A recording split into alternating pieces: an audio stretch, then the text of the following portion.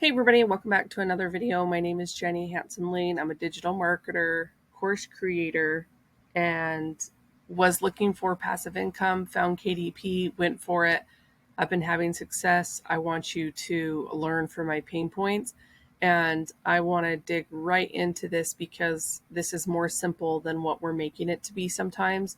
And I've already published 380 books, but there are a lot of books in draft. So there's some pros and cons. There's some things that I've learned. Let's dig into exactly what's going on with my strategy. Melanie just commented on my YouTube. I appreciate this comment. I don't understand how you can make so many so quickly. It took me forever to get my 11 books up. Are you duplicating insides and changing covers? How are you making so many? That's what I'm assuming the end of this is. So your background is different than my background.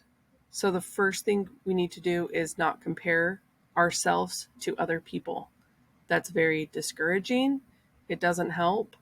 And on top of that, I'm going to share some tips and tricks. So maybe you will get 11 books up fast, but you can't compare your journey to other people's journey. Okay. So be kind to yourself and you're going to figure that out. And this strategy is going to help you. Okay, so I've broken this strategy into 3 parts with a bonus at the end.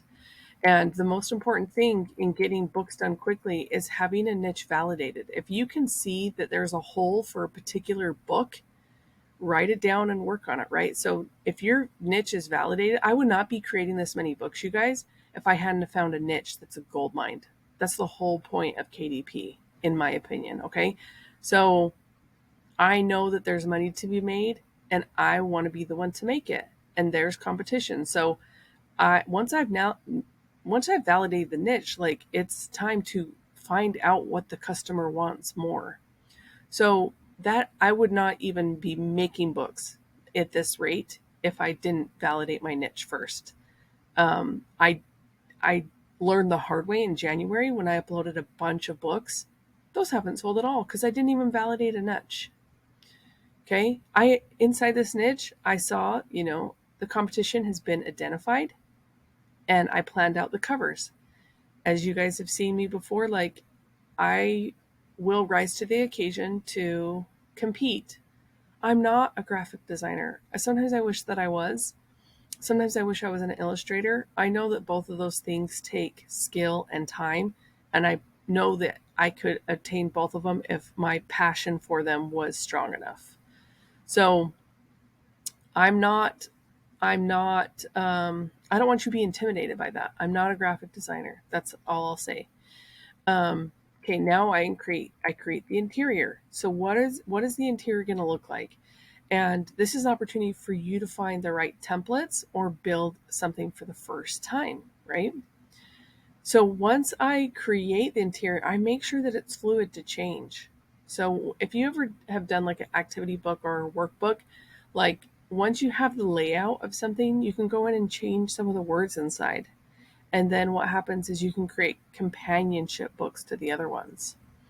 Okay, so think of your interior as an asset in itself. Once you have it created, now you can go and slap all different kind of covers on it for different niches, right? But I would not do that until you validate the niche. I have validated a couple niches, but I am in a gold mine right now with one that I'm like, I just need to keep pushing and pumping this because I don't know how long trends last. I'm brand new to KDP. I've only been doing this 10 months. I've been thinking about, I put all these videos in a playlist called KDP, Kindle Direct Publishing for Beginners. And I'm kind of wondering, like, is this strategy too advanced? But I want you guys to get ahead quickly. So when the new year hits, I'm wondering, like, should I do a playlist of intermediate strategies? Because I mean, once you start understanding that an interior is an asset to be reused and repurposed, then it gets really exciting. And I always ask myself, like, can this be used again? And I organize it in my folders just in that way because that's really important to me to save. My whole why is time freedom and relationship freedom. So I want to create books that, I mean, if there's a demand, I want to keep making more. So in Canva, I make a copy and I repurpose it just so fast. That's why I love Canva. I actually need to get a coupon code for you guys for the pro account, because you can make a lot of books quick for $12 a month. If you guys need, maybe I need to do a tutorial on that where we make a copy, we use it again. And this is the second part of the strategy. I'm dedicated to a tool, and that's Canva. I know Photoshop and I know parts of Illustrator, and you guys have seen that I'm learning book bolts. But right now, like, I can do things so quickly in Canva. My interiors are saved in there. I can go in and make a copy and change the interior 30%, 40%, and it's a completely different book. This is so powerful. Inside of Canva, once I do a cover, you can go up to 200 pages. So I'll do another one. I'll create another cover. And you guys, sometimes my covers suck, but I got the bad out by creating.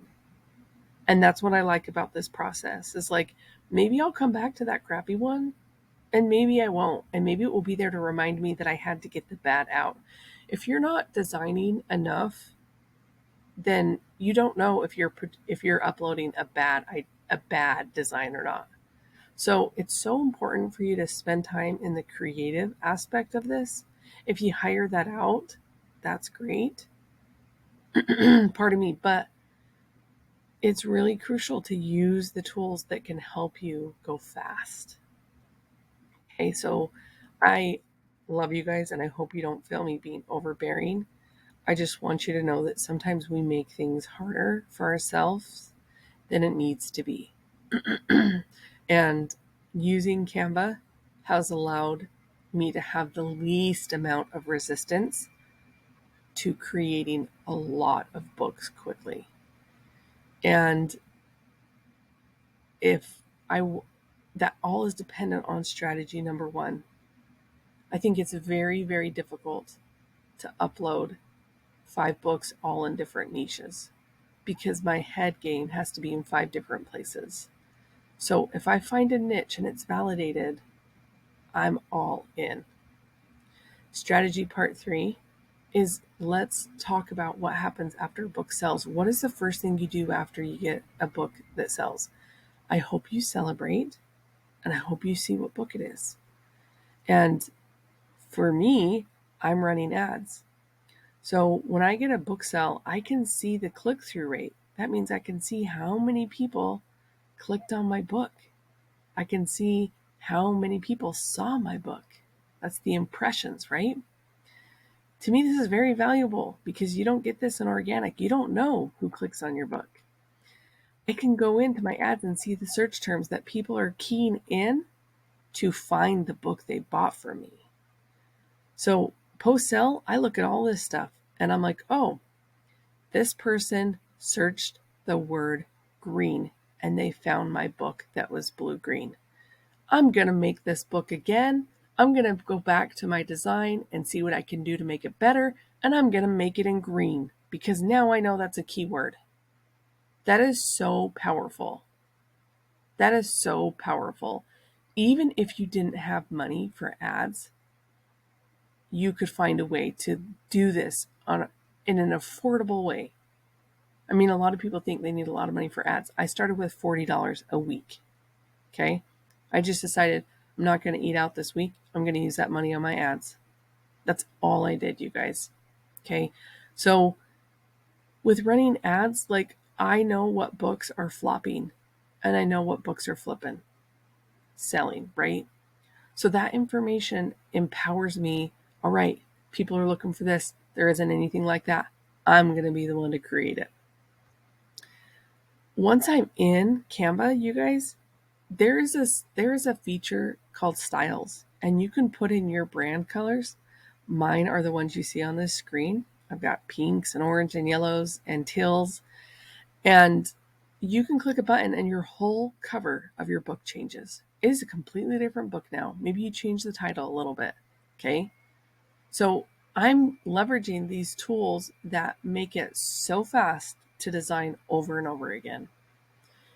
And that's where I make my design choices, based off of the search terms, what people didn't get, what didn't work. Okay. I'm repurposing as much as I can in my validated niche. And I'll tell you, I made like 30 books and like maybe 2 or 3 have sold like one time.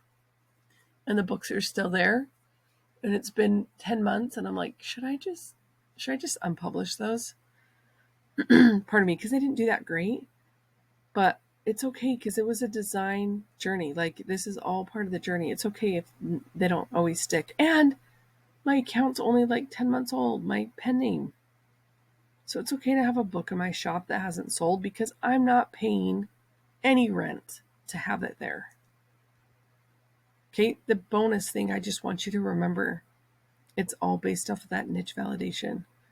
Information leads to inspiration.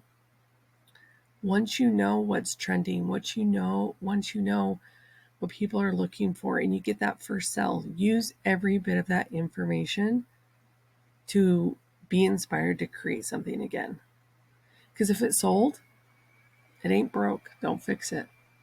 Figure out how to repurpose it. Figure out how to make a complement to it. Figure out how to build a pen name shop that's an incredible experience for people. Drop in the comments anything that you learned, anything that stuck out to you, anything that you're struggling with. Love you guys. Peace out.